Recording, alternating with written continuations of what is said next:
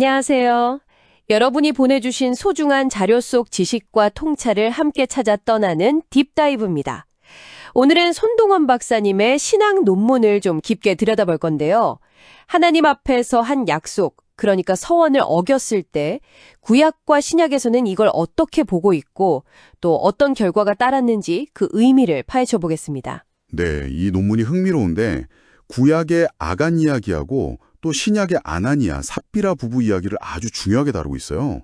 이게 단순히 약속 안 지켰네? 이 수준이 아니라 그 신학적인 무게가 상당하다는 걸 파고들거든요. 아, 신학적인 무게요? 네, 여러 신학자들, 브루스 월트키나 고든 피 같은 분들의 분석도 인용하고요. 여호수아 7장, 사도행전 5장 같은 성경 본문, 심지어 히브리어 마알이나 헬라어 푸세우도마 같은 원어의 뜻까지 깊이 살펴봅니다. 와, 정말 제대로 파고드는군요. 그럼 이번 딥다이브의 미션은 명확해 보이네요. 이 논문을 통해서 서원 배신이 왜 그렇게 심각한 건지, 그게 개인뿐 아니라 공동체에는 또 어떤 영향을 주는지, 그리고 이게 시간이 흘러도 변하지 않는 하나님의 기준 같은 걸 보여주는 건지, 이런 걸 이해하는 거겠군요. 맞습니다. 특히 하나님 앞에서라는 뜻의 라틴어 코람데오라는 개념이 이 논의 전반에 깔려 있다고 보시면 됩니다. 코람데오. 네. 네, 하나님 앞에서. 네, 좋습니다. 그럼 바로 본론으로 들어가 볼까요? 논문에서 말하는 이 서원 배신의 본질, 그게 정확히 뭔가요? 그냥 거짓말이나 약속 어긴 것과는 차원이 다르다는 말씀이시죠? 네, 그렇습니다. 손 박사님은 이게 단순한 속임수가 아니라고 아주 강조해요. 예를 들어 아간의 죄를 설명할 때 쓰인 히브리어 마알이란 단어가 있거든요. 마알이요? 네, 마알. 이게 그냥 불순종했다 정도가 아니라 언약 관계 안에서 하나님께 바치기로 한 것을 배신하고 침범하는 행위, 거의 신성 모독에 가까운 불신실함을 뜻하는 단어예요. 하나님께 온전히 드려야 할 것을 자기가 몰래 챙긴 거잖아요. 아, 언약 관계 자체를 깨는 배신 행위로 보는 거군요. 그렇죠. 그리고 신약의 아나니아 부부 경우는 헬라어 프세우도마이라는 단어가 쓰이는데 이것도 그냥 거짓말이 아니라 의도적으로 성령을 속이려 한 기만 행위로 봐요. 사도행전 5장 3절 4절 보면 베드로가 사람에게 거짓말한 것이 아니요 하나님께로다 라고 말하거든요. 그러니까 결국 사람을 속인 게 아니라 하나님을 속이려 했다. 하나님과의 관계 자체에 대한 공격으로 본다는 거네요. 와, 그 무게가 정말 다르게 느껴지는데요. 네, 맞습니다. 그렇다면 그 결과는 어땠습니까? 그렇게 심각한 죄였으니 결과도 가볍지 않았을 것 같은데요. 논문은 이 결과를 어떻게 분석하나요? 단순한 개인의 실패, 이런 걸로만 보진 않았겠죠? 아, 그럼요. 결과는 정말 비극적이었죠. 아간은 본인뿐만 아니라 온 가족의 돌에 맞아 죽고 그 위에 돌무더기가 쌓이잖아요. 여호수아 7장에 나오죠. 네, 그렇죠. 그리고 아나니아와 삽비라는 어떻습니까? 헌금 일부를 숨기고 거짓말을 하자마자 그 자리에서 바로 죽음을 맞이합니다. 사도행전 5장에서요. 즉사였죠. 정말 충격적인. 네. 논문은 이걸 그냥 개인에 대한 형벌로만 보지 않아요.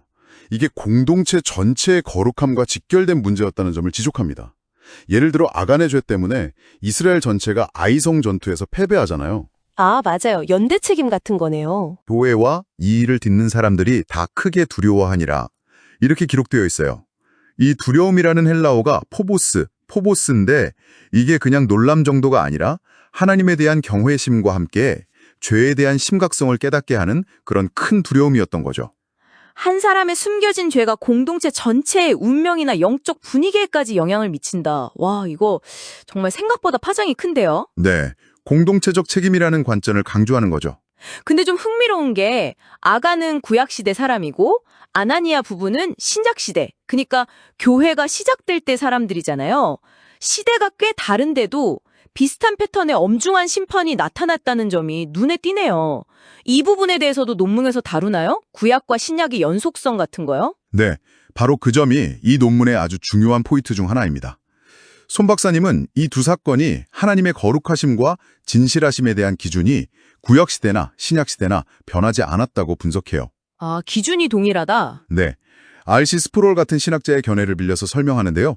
하나님은 당신의 언약 백성 공동체 안에 있는 위선이나 탐욕, 이런 죄들을 어느 시대에나 똑같이 아주 심각하게 다루신다는 겁니다. 말라기 3장 6절에도 나 여호와는 변하지 아니하나니 이런 말씀이 있잖아요. 그렇군요. 시대는 달라도 하나님의 거룩함에 대한 요구는 변함이 없다. 이게 핵심 메시지 중 하나네요. 그럼 이들을 그토록 심각한 죄, 결국 죽음에까지 이르게 한 근본적인 원인은 뭐였을까요? 논문에서는 그 뿌리를 어떻게 진단하고 있습니까? 결국은 마음의 문제라고 지적합니다. 아간의 경우를 보면 여호수아 7장 21절에서 스스로 고백하잖아요. 내가 노력한 물건 중에 시날산의 아름다운 외투 한 벌과 은 200세겔과 그 무게가 50세겔 되는 금덩이 하나를 보고 탐내어 가졌나이다 라고요. 보고 탐내어 가졌다. 네, 바로 그 탐심. 히브리어로는 하마드가 죄의 시작이었던 거죠. 물질에 대한 탐욕이 결국 하나님께 드려야 할 것을 훔치게 만든 겁니다.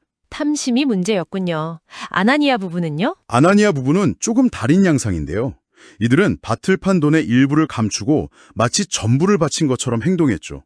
사도행전 5장 1절 이전에 그 과정이 나오는데 여기서 감추다, 빼돌리다라는 뜻으로 쓰인 헬라어가 노스피조마이입니다.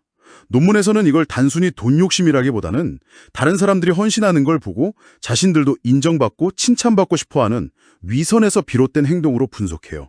아, 위선이요. 남들에게 좋게 보이고 싶어서. 그렇죠.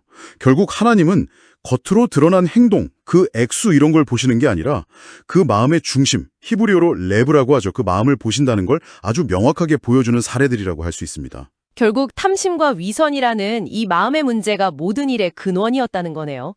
참 많은 생각을 하게 합니다. 자, 그럼 이제 마지막으로 이 오래된 이야기들이 오늘을 살아가는 우리에게 주는 메시지는 무엇일까요? 이 논문이 제시하는 현대적인 교훈 혹은 실천적인 적용점은 뭔가요? 네, 손 박사님은 이 이야기들이 단순히 과거의 사건 기록이 아니라 오늘날 우리에게도 중요한 본보기가 된다고 말합니다. 헬라어로는 휴포데이그마라고 하는데요. 본보기? 네, 존 파이퍼 같은 신학자의 관점을 인용하면서 이 사건들이 우리에게 하나님 앞에서 우리의 말과 행동, 특히 하나님께 드리기로 약속하거나 헌신하는 문제에 있어서는 정말 절대적으로 진실해야 한다는 걸 일깨워 준다고 강조합니다. 진실함이군요. 그렇죠. 마태복음 5장 37조에서 예수님이 오직 너희 말은 옳다 아니라 하라 이에서 지나는 것은 악으로부터 나느니라 하셨잖아요. 뭐 대단한 서원까지 가지 않더라도 우리가 삶의 모든 영역에서 하는 말과 약속에 정직해야 한다는 거예요. 그리고 혹시 약속을 지키지 못했거나 잘못한 게 있다면 그걸 숨기려고 하지 말고 즉시 회개하고 바로잡는 태도가 필요하다. 이런 실천적인 원칙들 제시하고 있습니다. 고린도전서 10장 11절 말씀처럼 이런 일들이 우리를 위한 경고, 본보기가 된다는 거죠. 네, 오늘 손동원 박사님의 논문을 통해서 서원 배신이라는 어쩌면 좀 무겁게 느껴질 수 있는 주제를 깊이 파고 들어봤습니다. 정리해보면 하나님 앞에서 한 약속을 어기는 것은 단순히 신용의 문제를 넘어서 하나님과의 언약관계 자체를 깨트릴 수 있는 심각한 문제이고 그 뿌리에는 탐심이나 위선 같은 마음의 동기가 숨어 있으며 이런 죄에 대한 하나님의 공의로운 기준은 구약과 신약을 관통하며 변함없이 이어진다는 것을 알 수 있었습니다. 네, 맞습니다. 그래서 이 모든 논의는 결국 J.I. 패커 같은 분들이 강조했듯이 우리 삶 전체가 하나님 앞에서 즉 코람데오로 이루어진다는 인식을 갖는 것이 중요하다는 점으로 이어집니다. 코람데오. 네. 우리가 하는 모든 말과 행동, 크고 작은 약속들이 다 하나님 앞에서 이루어지고 있다는 걸 기억하고 거기에 맞게 진실하게 행하는 것, 그리고 혹시 잘못했을 때는 그걸 감추거나 변명하기보다는 솔직하게 인정하고 돌이키는 자세가 중요하다는 것. 이게 이 논문이 우리에게 던지는 가장 핵심적인 메시지 중 하나가 아닐까 싶습니다. 정말 오늘 딥다이브를 통해 많은 생각을 하게 됩니다. 마지막으로 이 방송을 듣고 계신 여러분께 질문 하나를 던지면서 마무리할까 합니다. 손동원 박사님의 논문이 제시하는 관점에서 한번 생각해 보시면 어떨까요? 우리가 일상에서 때로는 무심코 하는 작은 약속들 혹은 공적인 자리에서 하는 발언들이 단순히 사람들 사이의 신용 문제를 넘어서서 어쩌면 더 깊은 영적인 차원과 연결될 수도 있다는 이 생각에 대해서 말입니다. 하나님 앞에서 살아간다는 이 코람데오 개념이 여러분의 말과 행동의 진실성에 오늘 그리고 앞으로 어떤 영향을 미칠 수 있을지 잠시 고민해보는 시간을 가져보시는 건 어떨까 싶습니다. 오늘 딥다이브는 여기서 마무리하겠습니다. 감사합니다. 감사합니다.